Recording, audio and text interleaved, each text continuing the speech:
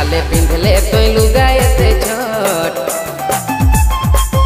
काले पिंधले तो लुगा एते छोट, सचे देखी मोके लगे दिले जो हे रानी मोके देखी दिले लगे तेरे जो।